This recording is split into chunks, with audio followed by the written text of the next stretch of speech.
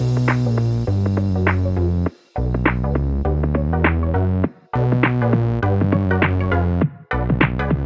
welcome everybody to another episode of Chris and Dave's Reality TV Cast. I'm one of your hosts, Chris, and my co-host, a very good friend, is Dave.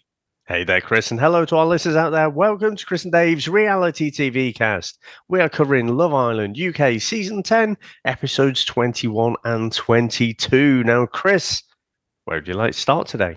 Well, Dave, the reality radar is back, my friend. It has taken over 20 episodes. I have a prediction. So Molly has gone. We both speculated that we haven't seen the last of her. She's gone on to, the After Sun with Maya Jama. She's talked about things. I still think, Dave, the reality radar is this. Katie and Zach, I'm not buying it at all. I think Katie's gone in there with a game plan from the producers. Hence, we'll talk about what happened on the last episode between them two, which I thought was one of the best bits of Love Island ever. But I think that Molly is going to come back in and her and Zach are going to, show undeniable love for each other. Even though Zach looked like he didn't give two fucks once you left him because he didn't say, I'll come with you. I'm not saying Molly wouldn't have gone with Zach either if he'd have gone. But at the same point, I was like, yeah, we sort of know where this is going. And Ty's going, look, she's not your girl. She's not your girl. You can't leave. And I'm just like, he's going nowhere, Ty. Do not even worry about that. So the reality of our prediction is Molly is not done on this season, even though she's back home and she's doing a bit of the PR and stuff. I think the Casa thing, as we predicted and some other people predicted, there's something not quite right about the way this all finished for me.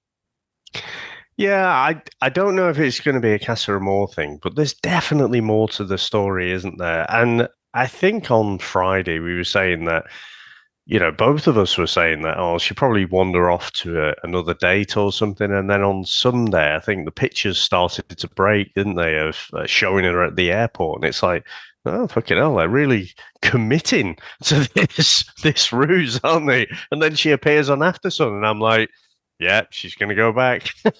When you're really certain of something, and despite all the evidence, you're still, nope, it's this way or that way.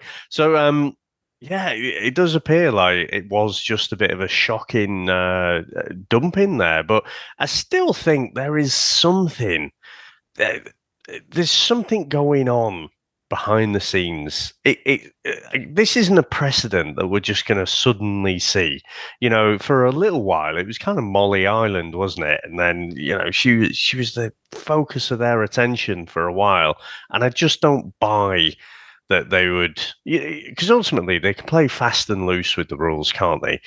Someone can end up single and then they hang around. What was his name? Fucking Hugo last year.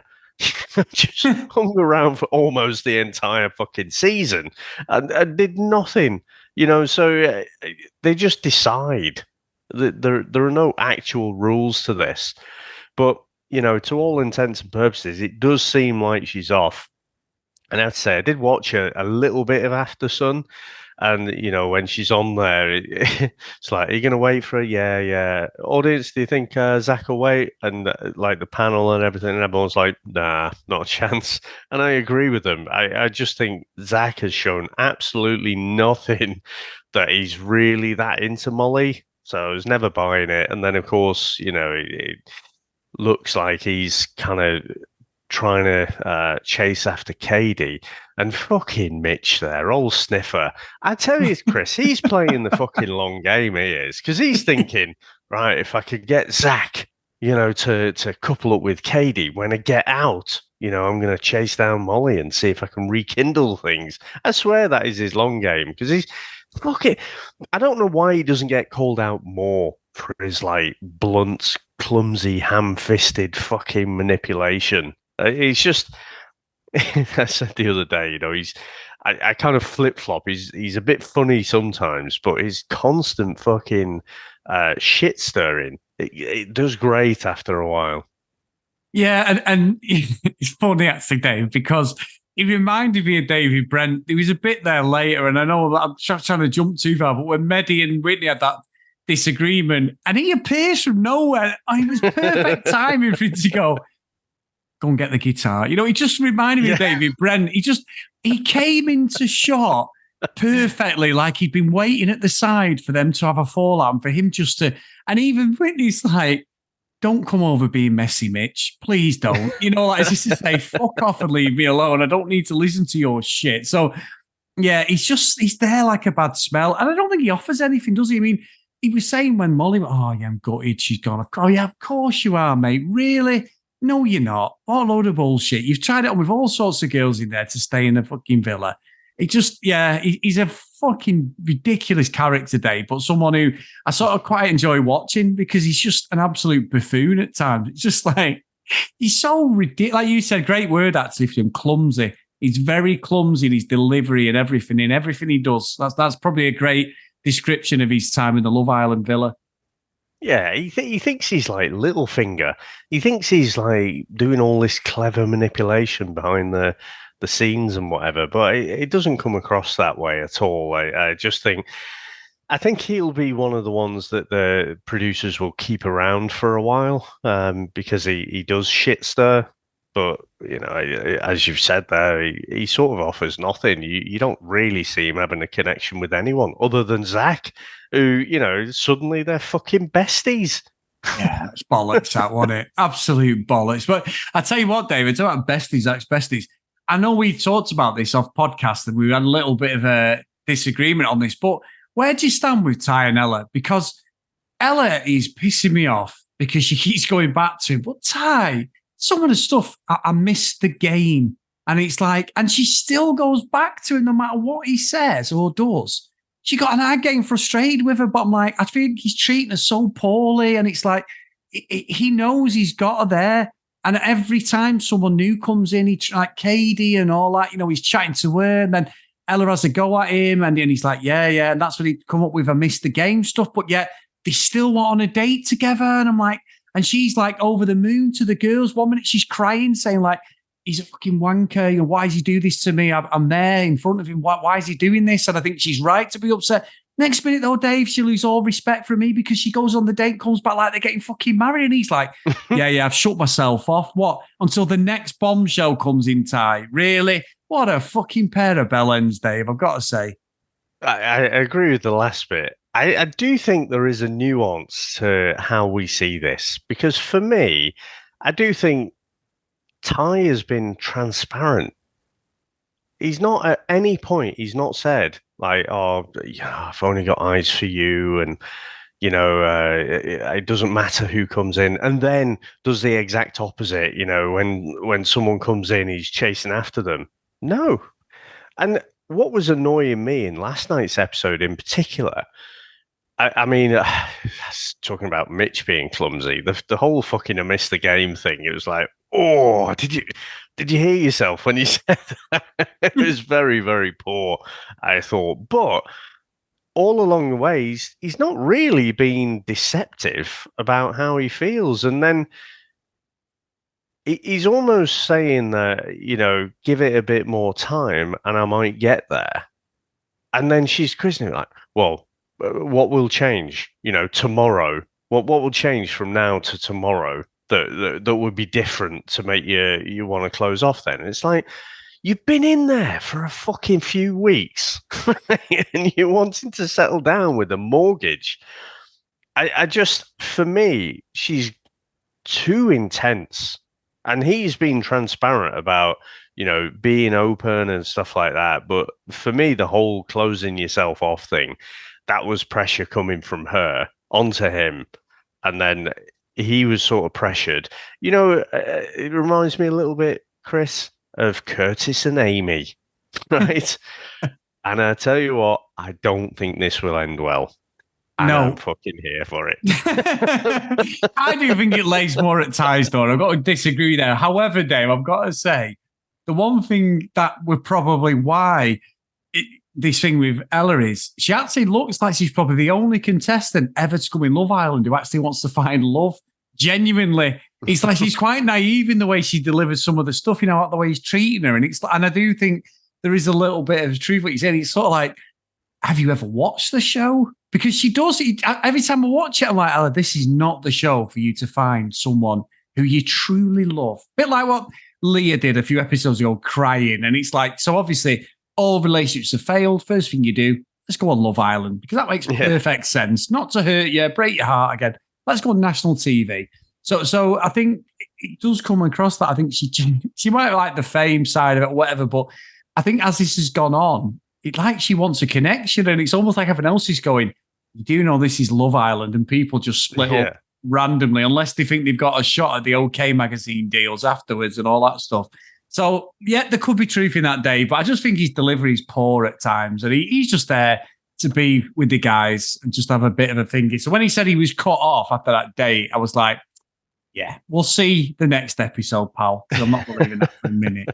Now, Dave. Yeah, sorry, before we move on, though, I do agree that, like, if she was outside, you know, or if the pair of them were outside and they'd been together for a few weeks, then I think, you know, that is worthy of a conversation to say, you know, are we exclusive or whatever. But, you know, I agree. I think he's watched the show a bit more, you know? And again, for me, it'd be much worse if he said, oh, yeah, I've only got eyes for you or whatever. And then a new bombshell comes in and then he wants to chat to him and finds out he's got a better connection. And then he has to go back on what he said. So the thing where I'm saying is he's being transparent about where he is, but the pair of them just do my fucking tits in because they're just fucking arguing. They're at opposite ends of the scale, aren't they? They're either having a fucking argument about something or all lovey-dovey. Yeah. There's not an in-between, is there? There's no like middle. So, yeah. Probably the basis for a great relationship, Dave. But there you go. I'll tell you what, Dave, I know we've got an email on this, and I've seen loads of people say this in the chat, seen it on social media, everything. We did the stripping game, so let's talk about that. So we got the stripping game, and it was a little bit cheeky, Dave. Cheeky being the operative word. I know that was mentioned a lot. A lot of the outfits, lots they desired. I thought the guys were pretty poor. I think Ty was the only one who think the girls were raving over. He had the moves and all that, but the girls proper put it all out there. They definitely won that. We know they're going to win that. But Dave, fucking Mehdi with his fucking running trainers on. And I thought that was inappropriate, kissing all the girls like that. I'm not, well, inappropriate, maybe it's a strong word, but I just thought he was taking the piss a little bit, wasn't he? And you could see like Katie and that turned away. And his whole delivery after it with Whitney was like, you're a wanker. And there's a bit there where he was definitely gaslighting her. So what do you think of all that, Dave? What did you think of the whole thing? Yeah, I mean, a few people had called out, hadn't they? There were these little warning signs with Mehdi before, but I thought it wasn't a warning sign. It was a massive fucking red flag. I think, right, in the challenges, you're always walking a bit of a line, aren't you? It's all a bit fucking flirty and everything. And sometimes someone can do something that's perceived as being slightly over the line. So in this case, you know, kissing all the girls, I'm sure people have done that in the past and no one's batted an eyelid. But when, you know, so Chris, we've only just come out of the fucking pandemic, haven't we? It's like, fuck's sake, man, keep it in there. But yeah, I thought it was ill-judged to kiss all the girls. But, you know, if he's super fucking competitive and he's absolutely going for it, I think he could have still rescued that situation. For me, the worst thing was just how he behaved after, because he just wouldn't fucking listen at all. And he was gaslighting. He was trying to make out that it's like Whitney's problem and wouldn't, you know, if he's gone for it, you know, and really tried to win, and then, you know, it's blown up in his face and he's clumsy's word of the day, kids. He's sort of hurt Whitney's feelings, but didn't realise, just fucking apologise for it. Unreserved, just, I fucked up there. I didn't realise, you know, I didn't think. It's not a full excuse, but, you know, that is what it is. And then just like, you know, taking it from there. But I thought he was really nasty the way he behaved after that. So, yeah, I'm fucking definitely off the Mehdi train.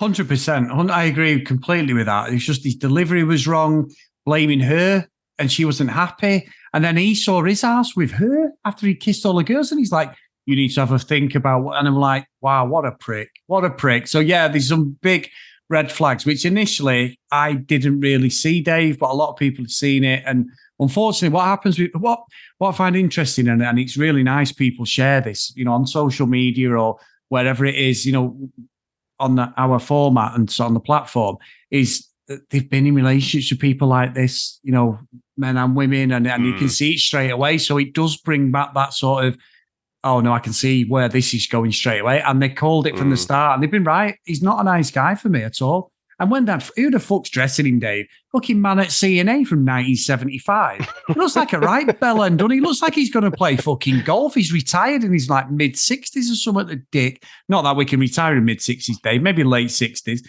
these days in the UK. Bunch of bastards. But he just looks ridiculous. The outfit's just...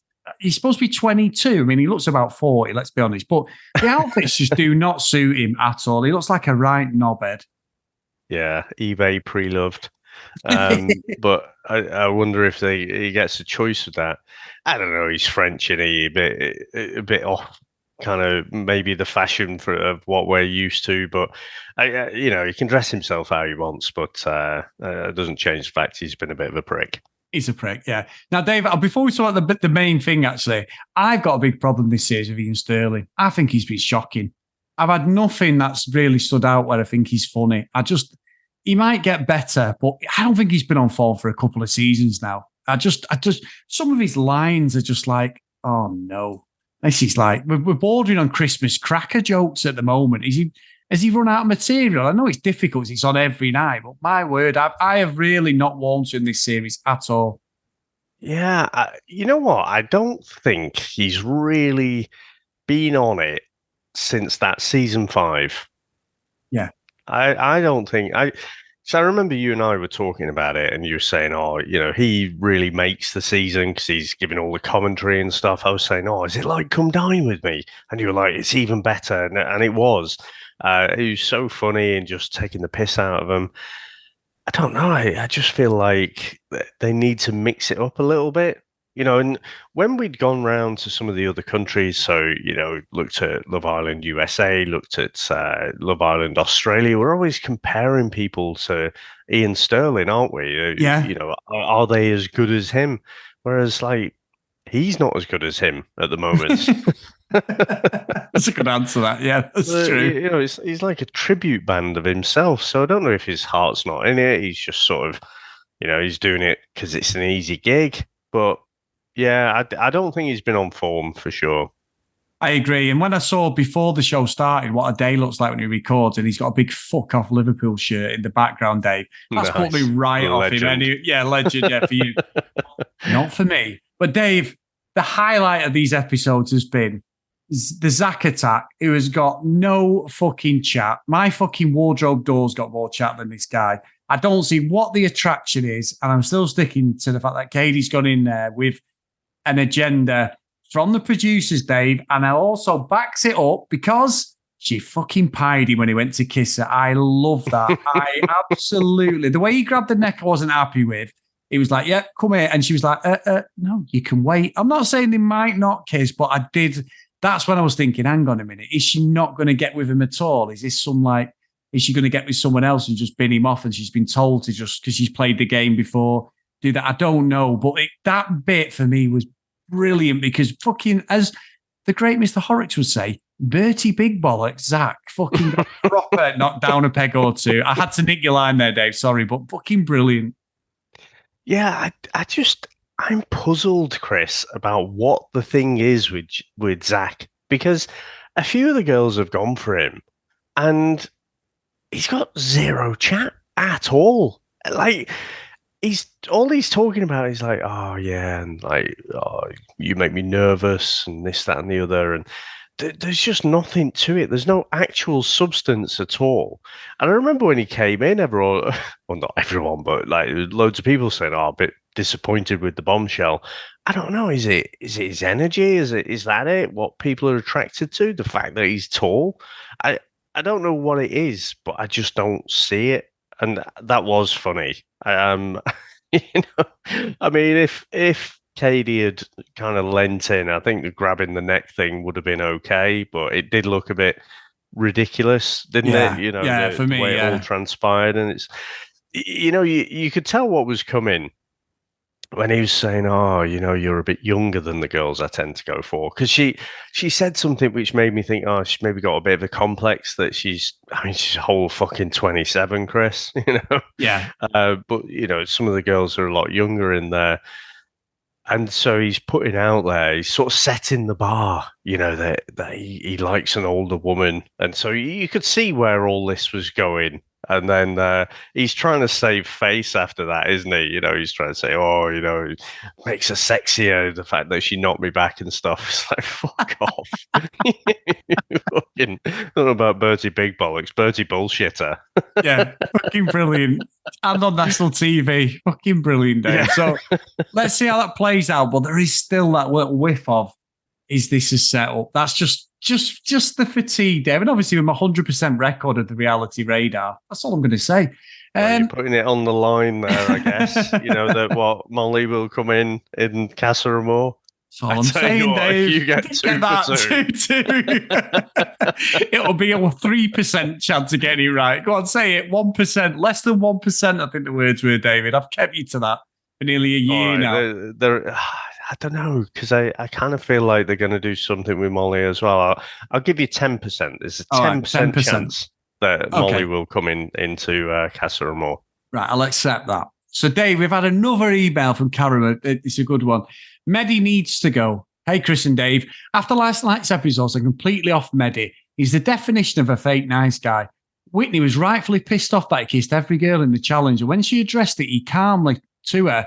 He pinned it all on. When she addressed it to him calmly, he pinned it on her and accused her of having an attitude. I think the term gaslighting gets overused, but that was full-on gaslighting from Mehdi in last night's episode.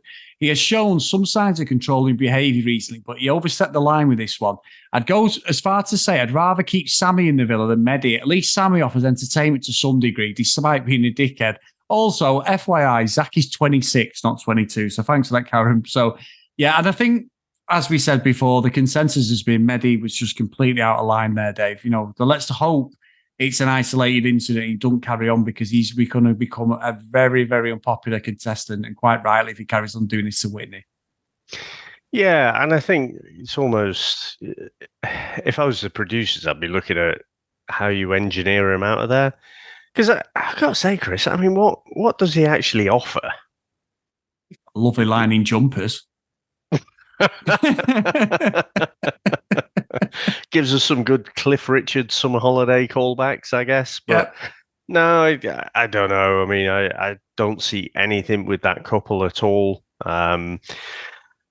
Whitney went to talk to, what's his name? Montel. And he's a nice guy. I thought he was brilliant, actually, in the strip thing, actually. He was excellent, because he was like, I shouldn't be here. Why are all these girls dancing like that? He was so funny, Dave. He was like a kid in a sweet shop. I really thought he was. But yeah, she had a chat with him then, didn't she, after that? Yeah, but then he seems quite taken with Leah, doesn't he? So I don't know if anything's going to happen there. But I mean, we're going to have some fresh blood in the villa again, aren't we? I think. And Chris, before we wrap up, I've got to say, someone called out and said Sammy and Mal look like the Dolmio puppets. No, I don't know about Sammy in particular, but Mal in particular does look like the Dolmio puppet. And I don't know if you've seen that. But, I've seen it. Yeah, I know exactly what you mean. Yeah. Dead ringer. Yeah. Let's move quickly on from that one, Dave. But anyway, if you want to email us, cdrealitycast@gmail.com. We find us on social media @cdrealitycast. If you do get time, please drop us a review on your podcast catching app, guys. We really appreciate it. We get all their charts, and good or bad, we'll read about. We just appreciate anybody taking the time out to listen to the show and critique for good or bad. Like you say, if they're slating you, Dave, it's even better, because I will happily read it out, as you do if it's me. So there you go. If you get over to Facebook, Chris and Dave's Reality TV Cast, come and join us over there, guys. Big thanks to Charlene, as always, for moderating over there, and all the active members on the page and in the chat as well. Great stuff. And there's loads of links for all the episodes if you need to catch up. Just have a look on the homepage and scroll down. And if you do want to support us a little bit more, get up to patreon.com/CD realitycast. So the roll call of honor for today is Ken Gustafsson, Lucky Lulu Green, Lauren Tracy, Susan Didi, Katie, Libby, Joanna, Noreen, Chloe, Brianna, Helen, Keith, Gillian, Zoe, Kristen, Maggie, Kate, Megan, Cassie, Fiona, Emma, Nicola, Macy, Alex, Helen, Larissa, and Amanda. So thank you so much for your support, guys. That list gets bigger by the episode. So humbling. Thank you so much. No, that's awesome, mate. And so any predictions? I know we've done a longer or mid-term prediction for Casa Amor, but what do you think? I think them, as much as it made me laugh if nothing happened between Zach and Katie, I think that's the next kind of storyline that we're going to see in the next couple of episodes, kind of how that all develops. Well, the way fucking Zach didn't even bat an eyelid that Molly had gone, I don't think he's going to care about fucking Katie Dave when he gets in Casa Amor. Let's be honest here. Ty will do the same. I think Mehdi will do the same. I think all of the guys are pretty much nailed on. Mitch is just going to be still single if he's still in there, and he'll be trying it with every single girl he's got a connection with him. So we know that's going to happen. The guys are just going to be a bunch of wankers when they go in Casa Amor, Dave. I really think they will be.